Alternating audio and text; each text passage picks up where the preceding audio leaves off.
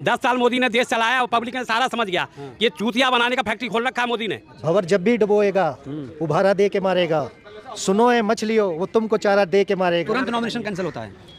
हाँ, actually scrutiny के लिए रख देते हैं, लेकिन वो डेफिशिएंसी में उसको डाल देंगे कि ये डेफिशिएंट है, ये ठीक है। इसीलिए हमें ये नहीं सोचना चाहिए कि भाई मुस्लिम को मार दो काट दो, हिंदू को मार दो काट दो। नमस्कार दोस्तों, एक बार फिर से आप सभी का मैं बहुत बहुत स्वागत करता हूं। मैं इस समय दिल्ली में हूं और मैं ग्राउंड रिपोर्ट कर रहा हूं। लगातार दिल्ली से आपको बड़ी बड़ी खबरें दिखा रहा हूं।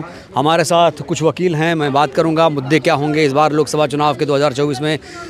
सर, आप लोग वकील हैं, संविधान कानून बचाने की लड़ाई लड़ रहे हैं और इस बार 400 पार का नारा दिया है बीजेपी ने, कैसे देखते हैं इसको? देखिए, 400 पार का नारा दिया, उसका जवाब नंदा भाई दे रहे हैं। हम लोग वकील हैं, हम लोग यहाँ पर आज नंदा भाई को उनका नॉमिनेशन फाइल करवाने आए थे। जो यहाँ पर व्यवस्था देखी, वैसे आरओ साहब ने बहुत अच्छी व्यवस्था की हुई थी, लेकिन टिपिकल है प्रोसेस इसका काफ़ी। एक आदमी इसका प्रोसीजर बहुत टिपिकल है। इतनी सारी फॉर्मेलिटीज़ हैं जो एक आम आदमी के लिए करना बहुत मुश्किल है। अच्छा। अगर कोई आप भी इलेक्शन लड़ना चाहेंगे तो मुझे नहीं लगता कि आप किसी वकील की सहायता के बिना नॉमिनेशन फाइल कर पाएंगे। इतनी सारी फॉर्मेलिटीज़ हैं। फॉर्म देना ये वाला, ये इन्होंने एक किसी को नॉमिनेशन फाइल करना है तो इनका ये नाम निर्देशित पत्र ही, ये नॉमिनेशन फॉर्म है। इसके अंदर एक एफिडेविट दिया हुआ है, ठीक है। उसमें कहीं मेंशन नहीं है कि एफिडेविट पर कोर्ट फीस लगेगी या कोई इसकी फ़ीस दी जाएगी, और इस पूरी फॉर्मेलिटी में कहीं भी नहीं लिखा हुआ है। लेकिन जब एक कैंडिडेट जाता है अंदर तो उसको ये दिखाते हैं कि भाई इसके ऊपर आपने 10 रुपये का स्टैम्प पेपर या कोई इसकी गवर्नमेंट फ़ीस दी है। अब उनको पूछा हमने कि आपने कहीं इस पूरे फॉर्म में ये मेंशन किया है? भाई आपने नोटराइज़ कराना है, हमने नोटराइज़ करा दिया, लेकिन आप नहीं इसमें कहीं मेंशन है। तो आप जो अलग से एक नए नियम लेकर आते हैं तो कैंडिडेट के सामने एट्रेंडम ही आप ले आएंगे कि ये नियम भी है, तो वो कैसे फॉर्मेलिटी पूरी करेगा? तो उसका फिर मुद्दा उठाए तो वहाँ से क्या जवाब मिला? उन्होंने उसको गलती को माना। उन्होंने कहा हाँ, ये हमारी गलती है कि इसमें ये हमने मेंशन नहीं किया हुआ है। तो हमने कहा कोई बात नहीं, हम इसमें हम ऑलरेडी हम तो वकील हैं, हमें पता है कि 10 रुपये के स्टैम्प पेपर या जो भी फीस होगी वो लगती है एक स्टैम्प पेपर पर। लेकिन जनरली जो ऐसे फॉर्म होते हैं, लेकिन हम कोर्ट में नहीं लगती। कोर्ट में जब हम एक एफिडेविट देते हैं कि किसी प्लेंट के साथ, तो उसमें एफिडेविट के साथ नहीं लगता है। और यहाँ पर मुझे पता था कि लगता है, इसलिए हम पहले से लेकर गए थे, व्यवस्था करके गए थे। लेकिन ये हम वकील हैं इसलिए जानते हैं। अगर एक आम आदमी जाएगा, उसे नहीं पता है, बेचारा चक्कर लगाता रहेगा, उसका नॉमिनेशन कैंसिल हो सकता है। स्क्रूटनी में बहुत। अच्छा, नॉमिनेशन में भरते हैं तो तुरंत नॉमिनेशन कैंसिल होता है। हाँ, एक्चुअली स्क्रूटनी के लिए रख देते हैं, लेकिन वो डेफिशिएंसी में उसको डाल देंगे कि ये डेफिशिएंट है, ये डेफिशिएंट है, डेफिशिएंट, तो उसके बाद उसको हाँ, क्या बता रहे थे आप अपना? मैं कह रहा हूँ अभी यहाँ पे गए डीएम कार्यालय में, ठीक है, फॉर्म लिया गया। फॉर्म में एक तो कुछ भी लिखा हुआ नहीं है कि क्या क्या लगेगा। फॉर्म दे दिया, उसके बाद जो है इसमें भारतीय महासंघ पार्टी से हैं। कौन सी पार्टी है? पॉलिटिकल पार्टी है। अच्छा, भारतीय महासंघ पार्टी। हाँ, निर्वाचन आयोग से रजिस्टर्ड पार्टी है। अच्छा, बताइए। तो लेने गए हैं, अब ये सेटिस्फाइड होगी। अब एक ही डीएम कार्यालय से हर जगह होता है। ठीक है। अब ये इन्होंने बोला कि भाई ये 3 तो यहाँ बनेगा, 3 शाहजरा बनेगा, 3 गांधीनगर बनेगा। अब 1 सप्ताह लग जाएगा उसी में। अब आपका फॉर्म एक्सेप्ट हुआ? नहीं, फॉर्म कहाँ, अभी तो इसी को चक्कर लगा रहे हैं कि इसका सर्टिफाइड कॉपी लगानी पड़ेगी। लोकसभा प्रत्याशी मान रहे हैं खुद को यहाँ पे? हाँ जी। और चक्कर लगा रहे हैं? तो चक्कर क्या है, यहाँ का सारा कानूनी विधान चक्कर वाला कानून लगा। लोकसभा प्रत्याशी नहीं, मैं इनको पर्सनली नहीं जानता, ना मैं इनके साथ है, लेकिन वो यहाँ पर है। ये समस्या सबके साथ है। ये ज़रूरी नहीं है कि लोकसभा प्रत्याशी हो तो उसको सारे फॉर्म्स की हर चीज़ की जानकारी होगी। एक आम आदमी, ये देश का लोकतंत्र है, देश में संवैधानिक व्यवस्था है जिसमें कोई भी एक व्यक्ति जो देश का नागरिक है वो चुनाव में, किसी भी चुनाव में वो खड़ा हो सकता है। खर्च हो रहा है, सारे को बिल्ला बना के दे दिया, लेकिन किसी को कुछ पता नहीं है। अच्छा, जिसको भी यहाँ पे एक पहले रिसेप्शन होना चाहिए, जिसको फॉर्मेट पता होनी चाहिए कि भाई क्या क्या फॉर्म लगेगा, क्या क्या इसमें वो लगेगा, वो बताना चाहिए। यहाँ कुछ बताते हैं, गुमराह किए जा रहा है, इधर जाओ उधर जाओ, 3 दिन में ख़त्म कर देंगे कहानी, हो गया जी। और तो आपका ये पहला चुनाव है? हाँ जी, पहला है। और पार्टी कब बनाई आपने? पार्टी अभी बनाई है।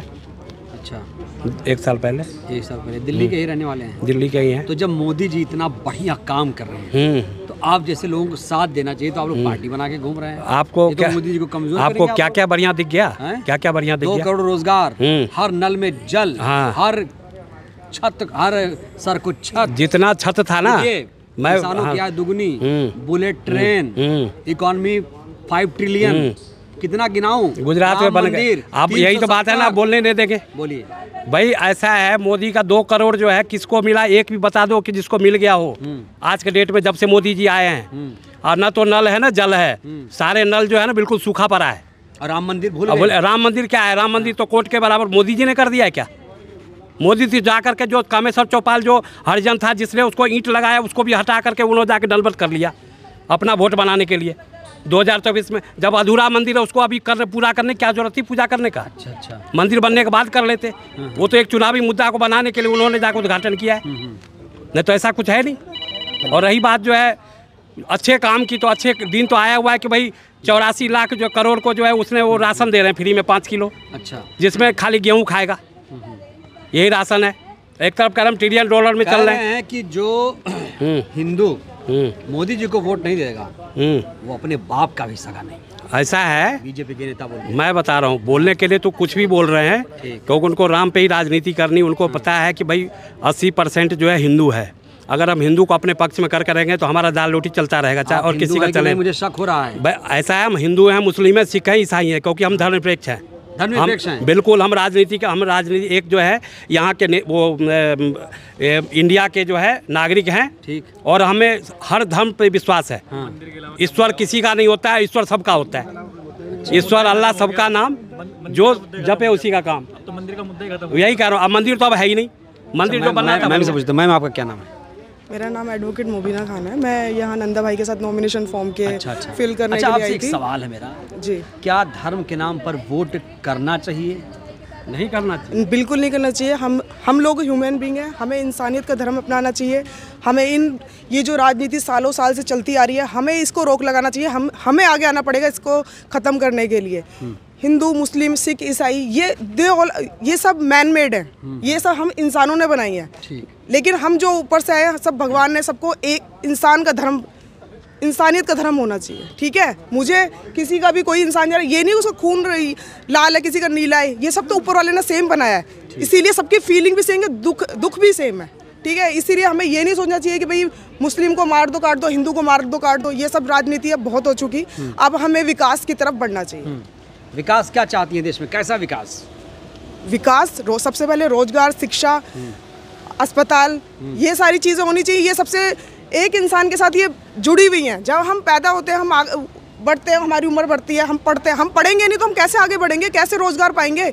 हम मजलूम करेंगे, हम अपना आप को ये कहते रह जाएंगे कि भाई हम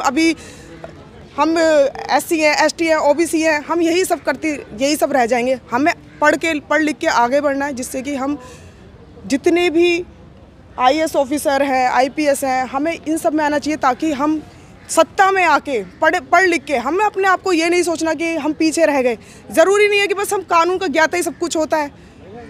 हर इंसान को एक पढ़ाई करके आगे आना चाहिए, किसी भी फील्ड में। किसी को डॉक्टर बनना चाहिए, किसी को वकील बनना चाहिए, किसी को लेडीज़ डॉक्टर होने चाहिए, लेडीज़ वकील होने चाहिए। तो इसीलिए ये सब धर्म निरपेक्ष की राजनीति बहुत हो चुकी है। खत्म करने की बात कुछ लोग कर रहे हैं। संविधान 24 में आई ये पार्टी तो संविधान ही खत्म कर देगी। आप ये बताइए, अभी कौन सा संविधान को लागू किया जा रहा है? सुप्रीम कोर्ट, हाई कोर्ट, इधर आई ना सामने, सुप्रीम कोर्ट, हाई कोर्ट, किसी को भी ले लो, सब किसकी राजनीति चल रही है, सब ऑर्डर कौन दे रहा है पीछे से, ये सब आप सब भी जानते हैं और मैं भी जानती हूँ। संविधान में भी क्या क्या लागू होना चाहिए पूर्ण रूप से? अभी तो आगे आते हैं, हम सब आगे आएंगे, अभी देखेंगे क्या। क्या नाम है आपका? मेरा नाम शिव कुमार है। मैं सिर्फ एक शेर में ही सारी बातें कहना चाहता हूँ। भंवर जब भी डुबोएगा उभारा दे के मारेगा, सुनो ए मछलियों वो तुमको चारा दे के मारेगा। गलत फहमी में मत रहना कि अच्छे दिन भी आएंगे, बड़ा चालाक दुश्मन है सहारा दे के मारेगा। कौन है ये दुश्मन? दुश्मन इस समय देश की जो स्थिति बनी हुई है, जिस टॉपिकों पे बात होना चाहिए, रोजगार, सबसे बड़ी समस्या आजकल रोजगार है। जब रोजगार खत्म हो गया तो सब बात करने की जरूरत क्या है? नहीं, रोजगार खत्म किया जा रहा है, रोजगार खत्म नहीं हुआ, रोजगार खत्म किया जा रहा है और तरीके से किया जा रहा है। चंद उद्योगपतियों के कारण ये रोजगार खत्म किया जा रहा है। अच्छा। ताकि प्राइवेटकरण हो, लोग सिर्फ कर्जदार बन के रहें, नागरिक बन के नहीं, ताकि वो अपने अधिकारियों की बात ना कर सके। संविधान है हमारे पास, संविधान हमारे पास है, संविधान से ही हम लोग बचे हुए हैं। लेकिन संविधान को जिस तरीके से तोड़ा मरोड़े जाने की कोशिश की जा रही है, पानी हो जाए थोड़ा। भाई साहब, संविधान तो है, लेकिन संविधान के अंदर से भी 2 शब्दों को हटा दिया गया है। कौन कौन? एकता और अखंडता को हटा दिया गया है। कब? ये जो अब जो नया संविधान आ रहा है उसके अंदर। कब मिला आपको? प्रति कहाँ है? है कहाँ है आपके पास जेरोक्स? भाई अभी देखा था हमने, सुना था ना, पढ़ा था उसमें। सुना? ये मैं इंटरनेट पे देखा था हमने। ये तो गलत है। नहीं कुछ भी कोई डाल देगा, पढ़ लेंगे। नहीं नहीं, हाँ पढ़ा। संविधान क्या खतरे में? इस तरह आप नारेबाजी कर रहे हैं। देखिए, संविधान को खतरे में होने नहीं देंगे जब तक नंदा भाई जैसे नेता यहाँ पर हैं। जैसे नंदा भाई जैसे कर्मठ, क्रांतिकारी, लोकसभा के चुनाव में एक प्रत्याशी के तौर पर खड़े हुए हैं, तब तक ये देश का संविधान खतरे में नहीं आ सकता। अपनी जान को नौछावर कर देंगे, लेकिन देश के संविधान को हाथ नहीं लगाने देंगे, उसको बर्बाद नहीं होने देंगे। तो ये हैरान हूँ कि राम मंदिर बनाया और ऊपर से आप लोग भी पार्टी बना के चुनाव लड़ रहे हो। ये मोदी जी को कमज़ोर करने का क्या तरीका है नया? इधर आइए। हाँ बताइए। मोदी जी सबल कब थे? वो तो आरएसएस के पिछलगुआ नेता हैं, जो आरएसएस कहेगा वही करेंगे। और कमज़ोर करने के लिए हम लोग क्यों कमज़ोर? जब वो देश कमज़ोर करेंगे तो उनको अपने आप कमज़ोर होना पड़ेगा।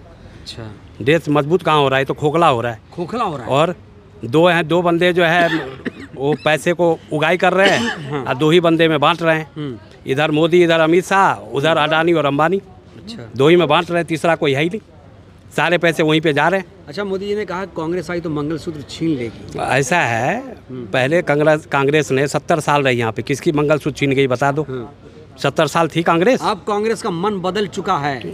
कहीं मन नहीं बदला है, ठीक है, मतभेद हो रखा है, क्योंकि इनको पता है कि कांग्रेस आएगी तो हमारी पत्ता चली जाएगी, हमारी सत्ता चली जाएगी। आज इन्होंने डरा के ईडी सीडी पे भेज करके जो पैसे ठगने का काम किया इन्होंने, तो वो नहीं होगा। अच्छा, आप नामांकन भर रहे हैं तो एफआईआर भी कुछ आपके ऊपर है? हमारे पर कोई एफआईआर नहीं है। संपत्ति कितनी है? संपत्ति वही होगी 10-20 लाख रुपए। अच्छा, और जमानत राशि कितना भरा आपने? भर रहे हैं 25,000। 25,000। आपका मुकाबला यहाँ किससे है? हमारा मुकाबला किसी से नहीं है। जैसे आम आदमी पार्टी या बीजेपी? हमारे किसी से नहीं है। हम अपना काम अगर नॉमिनेशन करके अगर जीतते हैं। चुनाव लड़ क्यों रहे हैं?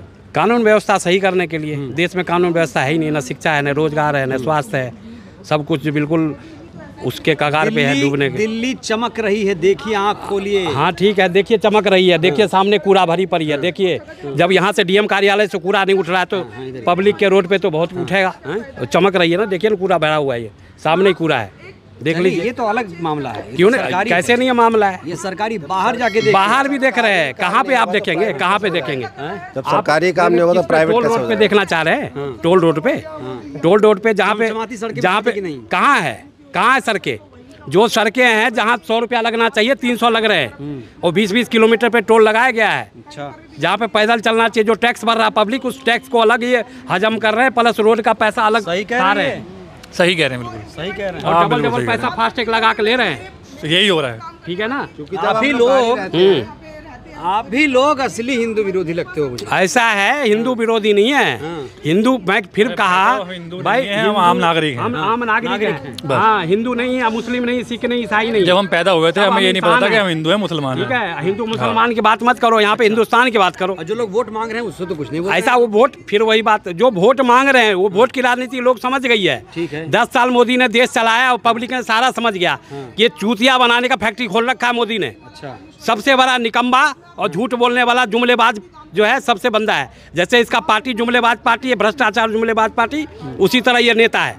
ये दोनों मिलके जो है देश को चूतिया बनाए पड़ा है। आप इतने बड़े नेता को सर्टिफिकेट देंगे? बिल्कुल देंगे। हाँ, देंगे। आज 3 तलाक मुद्दा लाने चला, अपने बीबी को छोड़ के घूम रहा है रोड पे। उसको क्या निजी मामला है? निजी मामला कैसे है? अगर किसी ने, गरीब ने साग खाया तो उसका निजी मामला नहीं है, और अमीर साग खा लिया तो शौक के खा लिया। ये क्या हो गया? पहले भाई साहब एक आदमी कमाता था तो 10 खाते थे। यही तो आप 10 कमा रहे हैं तब भी पूरा नहीं हो पा रहा। ये टाइम आ गया है। बाकी इधर से पूछो, इधर। तो आपकी लड़ाई यहाँ किससे है?